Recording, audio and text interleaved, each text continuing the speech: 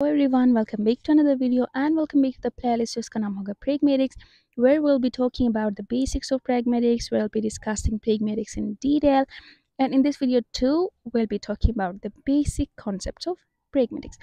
तो सबसे पहले हम बात करते हैं कि what pragmatics is. Pragmatics is an independent level of language. The first thing is pragmatics जो है वो एक लैंग्वेज का एक लेवल है. लैंग्वेज के बहुत सारे लेवल्स होते हैं जैसे फोनेटिक्स, फोनोलॉजी, सिंटैक्स, सेमांटिक्स. उनमें से एक लेवल जो है दैट इज pragmatics. और ये लेवल जो है pragmatics that is an independent level. और ये किस चीज़ पे बेस करती है? It is based on utterances मतलब जो भी कुछ बोला लिखा जा रहा है उस चीज़ पे pragmatics बेस करती है. It tends to examine how meaning develops at a given point. यानी कि pragmatics के अंदर हम ये देखते हैं कि किसी भी गिवन पॉइंट के अंदर, किसी भी गिवन कॉन्टेक्स्ट के अंदर, किसी भी गिवन सिचुएशन के अंदर क्या मीनिंग डेवलप हो रही है. It is the study of the use of linguistic forms in a literary text and relationship between author, text and reader in a socio-cultural context. अगर हम written की बात करें तो written में pragmatics क्या होता है? रिटन चीज़ों के अंदर अगर हम pragmatics देखें तो वो ये होता है कि जो भी लिटरेरी टेक्स्ट है, जो भी टेक्स्ट है उसका और ऑथर और रीडर और सोशियो कल्चरल कॉन्टेक्स्ट और हिस्ट्री और बैकग्राउंड, इन सब चीज़ों में अगर हम उसके साथ रिलेशन पैदा करें तो उसको लिटरेरी टेक्स्ट हम कहेंगे. क्योंकि किसी भी लिटरेरी टेक्स्ट की जो मीनिंग है उस मीनिंग पे राइटर का, उसकी हिस्ट्री का, सोशियो कल्चरल कॉन्टेक्स्ट इन सब चीज़ों का इफेक्ट होता है. Let's talk about the coinage मतलब कि ये वर्ड जो pragmatics है वो कब बना था, किसने बनाया था? The philosopher and psychologist Charles W. Morris coined the term pragmatics in the 1930s, and the term was further developed as a subfield of linguistics in the 1970s. यानी कि चार्ल्स डब्ल्यू मॉरिस जो हैं, जो कि एक philosopher भी थे, एक साइकोलॉजिस्ट भी थे, उन्होंने टर्म pragmatics को कॉइन किया था. मतलब ये जो टर्म है, वर्ड है pragmatics, ये सबसे पहले इन्होंने कॉइन किया था, इन्होंने सबसे पहले इजाद किया था 1930s में. और बाद में ये टर्म जो है एक फील्ड के तौर पे लिंग्विस्टिक्स के अंदर इंट्रोड्यूस हुई 1970s में. अगर हम pragmatics की एग्जांपल ले लें कि pragmatics कहाँ किस चीज़ को जाता है तो लेट्स टेक एन एग्जांपल. इसमें हम ये देखेंगे, सपोज आप जो है वो क्लास के लिए लेट गए हैं, लेक्चर के लिए लेट गए हैं, सही है, लेट गए हैं आप क्लास में. जैसे इंटर होते हैं, टीचर कहते हैं कि what time do you call this, what time do you call this. अगर हम इसकी लिटरल मीनिंग देखें, मतलब अगर हम इसकी वर्ड टू वर्ड मीनिंग देखें तो इसका मतलब ये होगा कि व्हाट टाइम इज इट, मतलब टीचर आपसे टाइम पूछ रहे हैं, ये उसकी लिटरल मीनिंग होगी.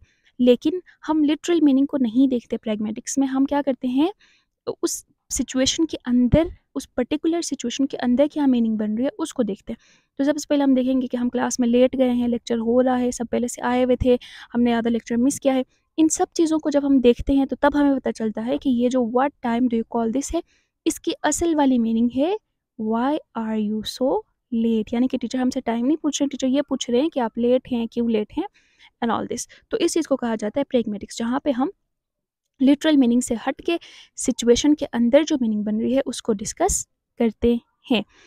pragmatics का जनरल ओवरव्यू तो हमने पढ़ लिया, लेकिन अगर आप एग्ज़ाम के लिए तैयार कर रहे हैं या फिर अगर आपको अपने pragmatics का जो भी आपको आइडिया है उसको स्ट्रेंथन करना चाह रहे हैं, आप स्ट्रॉन्ग आइडिया बनाना चाह रहे हैं, तो you must have some references, you must have some definitions जो कि किसी ऑथर ने, जो कि किसी डिक्शनरी ने, जो कि किसी बुक के अंदर लिखी गई है. तो स्पेसिफिक डेफिनेशंस पढ़ते हैं. कैम्पसन 1988 में कैम्पसन ने इस तरह से pragmatics को डिफाइन किया. सबसे पहले वो सेमेंटिक्स की बात करते शुरू में, semantics provides a complete account of sentence, ये वो. फिर आगे 3 डॉट्स लगाए हैं, वहाँ से आगे वो pragmatics की बात करते हुए कहते हैं कि pragmatics provides an account of how sentences are used in an utterance to convey information in context. ये कहते हैं कि pragmatics जो है वो इस चीज़ को डिस्कस करता है कि किसी भी कॉन्टेक्स्ट के अंदर हम किस तरह से सेंटेंसेस को यूज़ करते हैं, अटरेंस के अंदर किस तरह से हम सेंटेंसेस को यूज़ करते हैं उस स्पेसिफिक कंटेंट के अंदर, ताकि हम इन्फॉर्मेशन को कन्वे करें. उस स्पेसिफिक सिचुएशन के अंदर हम जो भी इन्फॉर्मेशन कन्वे करना चाह रहे हैं उसको कन्वे करने के लिए हम किस तरह से अटरेंसेस और सेंटेंसेस को यूज़ करते हैं, इसको कहा जाता है pragmatics. ये है कैम्पसन की डिफिनेशन. आप इसको एग्जैक्ट डेफिनेशन याद करेंगे तो आपके आंसर के अंदर प्लस पॉइंट्स आ जाएंगे. फिर हम बात करेंगे कि the Oxford companion philosophy, Oxford के अंदर फॉर्शन 1995 में इसको किस तरह से डिफाइन किया गया है. इसको कुछ इस तरह से डिफाइन किया गया है एग्जैक्ट वर्डिंग में कि pragmatics is the study of language which focuses attention on the users and the context of language users rather than on reference, truth और grammar. ये ऑक्सफोर्ड वाली जो बुक है इसमें कहा जा रहा है कि हम pragmatics के अंदर इस चीज़ पे फोकस करते हैं कि लैंग्वेज का कॉन्टेक्स्ट क्या है, और यूज़र्स का कॉन्टेक्स्ट क्या है, इस चीज़ पे फोकस करते हैं। और इस चीज़ पे फोकस नहीं करते हैं कि उसका रेफरेंस क्या है, उसका ट्रुथ क्या है, उसका ग्रामर क्या है, इन चीज़ों को नहीं देखते, बल्कि हम उसके अंदर कॉन्टेक्स्ट के अंदर लैंग्वेज और यूज़र के बारे में पढ़ते हैं, क्योंकि इन्हीं चीज़ों से कॉन्टेक्चुअल मीनिंग डेवलप होती है। Then will be talking about subfields of pragmatics. Pragmatics जो है वो एक ब्रॉड सब्जेक्ट है, तो इसके सब फील्ड्स हैं, सब कैटेगरीज हैं, या फिर कह लें कि टाइप्स हैं। और वो जो दो टाइप्स हैं, दो सब फील्ड्स हैं, दो सब कैटेगरीज हैं, they are micro pragmatics and macro pragmatics.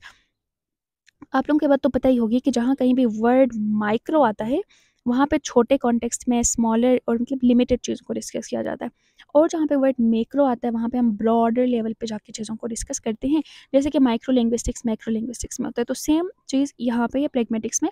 Micro pragmatics क्या होती है? It is the study of language use in smaller context. यहाँ पे हम लैंग्वेज को छोटे कॉन्टेक्स्ट में देखते हैं। Traditionally the context is understood as comprising the sentence and its immediate surroundings. इसमें हम बिल्कुल लिमिटेड लेवल पे जाके लैंग्वेज को देखते हैं, वो इस तरह से कि जो सेंटेंस हमने बोला है या जो सेंटेंस हमने लिखा है उसी के कॉन्टेक्स्ट को देखते हैं कि वहाँ पे वर्ड्स क्या हैं, सेंटेंस क्या है, सेंटेंस के इर्द गिर्द मतलब इमीडिएट सराउंडिंग्स क्या हैं, कौन कौन से वर्ड्स हैं, इस तरह की चीज़ों को मतलब टेक्स्ट के अंदर ही लिमिट करके हम प्रेगमेटिक्स को जो स्टडी करते हैं that is called as micro pragmatics. Phenomena such as reference, deixis, anaphora and presupposition are the topics in this subfield. इस सबफील्ड के अंदर हम जो टॉपिक्स डिस्कस करते हैं वो है डेक्सेस, एनाफोरा, प्रीसपोजिशन और रेफरेंस, क्योंकि ये जो चीज़ें हैं वो सेंटेंस के अंदर की ही आपस के वर्ड्स के आपस के रिलेशन को शो करती हैं, तो इसीलिए ये चीज़ें माइक्रो प्रेगमेटिक्स के अंडर में आती हैं। For example, I was waiting for the bus but he just drove by without stopping, I saw you with him yesterday. यहाँ पे आई है, ही है, फिर दूसरे सेंटेंस में आई है, यू है, फिर हिम है। ये चीज़ें क्या कर रही हैं, आपस में ही इंटरलिंक है इनका, इसकी वजह से मीनिंग्स जनरेट हो रही हैं। अब फर्स्ट में देखिए, I was waiting for the bus but he just drove by without stopping, मतलब यहाँ पे ही तो वैसे जनरली अगर हम ही को देखें तो ये हम किसी मेल के लिए यूज़ करते हैं एज अ प्रोनाउन, लेकिन इस सिचुएशन के अंदर जब हमने आई के साथ इसका लिंक देखा तो हमें पता लगा कि यहाँ पे ही जो है वो बस के लिए यूज़ हुआ है। तो सेंटेंस के अंदर ही वर्ड्स को देख के मीनिंग जनरेट करते हैं, तो इसको कहा जाता है माइक्रो प्रेगमेटिक्स। सो फिर हम बात करेंगे about macro pragmatics. Macro pragmatics concerns with the user's interaction in various ways and in a number of settings. यहाँ पे pragmatics को एक broad level पे देखा जाता है कि जो लोग इंटरेक्ट कर रहे हैं, जो लोग कम्युनिकेट कर रहे हैं, उनके आपस की इंटरेक्शंस को देखा जाता है, पूरे कल्चर और कल्चर के दरमियान की इंटरेक्शंस को देखा जाता है, और मतलब ब्रॉड लेवल पे हम प्रैग्मेटिक्स को स्टडी करते हैं। इसके अंदर हम जो चीज़ें देखते हैं वो हैं cooperative principles, conservation in conversation implicature, speech acts, indirect language, politeness principles, cross cultural communication. तो ये सारी चीज़ें ब्रॉड लेवल की हैं। सेंटेंस से बाहर निकल के हम यूज़र्स को देखते हैं, कल्चर्स को देखते हैं, इन सब चीज़ों को देखते होते हैं, तो उनको उसको हम कहते हैं मैक्रो प्रेगमेटिक्स। है वही चीज़ to study the meaning of such pieces of language in smaller context is called macro pragmatics. फिर वही बात है macro pragmatics में the research on analysis of larger chunks of language such as a whole conversation, an article, or even a chapter of a novel or one act of a play in the user introduction concerning the mechanisms by which speakers or writers encode their messages in skillful ways and how hearers or readers arrive at the intended meaning in spite of differences between the literal and the intended meaning is called macro pragmatics. अब यहाँ पे macro pragmatics के बारे में बताया गया है in detail. इसमें ये कहा गया है, देखिए कि हमने पहले भी एग्जांपल ले ली कि कोई भी जो अटरेंस होती है कोई भी जो टेक्स्ट होता है उसकी एक लिटरल मीनिंग है, एक उसकी रियल मीनिंग है जो प्रैग्मेटिक्स के अंदर है। तो हम मैक्रो प्रैग्मेटिक्स में ब्रॉड लेवल पे जाके हम ये देखते हैं कि किसी भी कन्वर्जेशन के अंदर, किसी भी आर्टिकल के अंदर, किसी भी नॉवल के चैप्टर के अंदर, किसी भी प्ले के एक्ट के अंदर, किसी भी बड़े लेवल के चैप्टर के अंदर राइटर या स्पीकर किस तरह से मैसेज को इनकोड कर रहा है और लिसनर या रीडर किस तरह से उस मैसेज को डी कोड कर रहा है।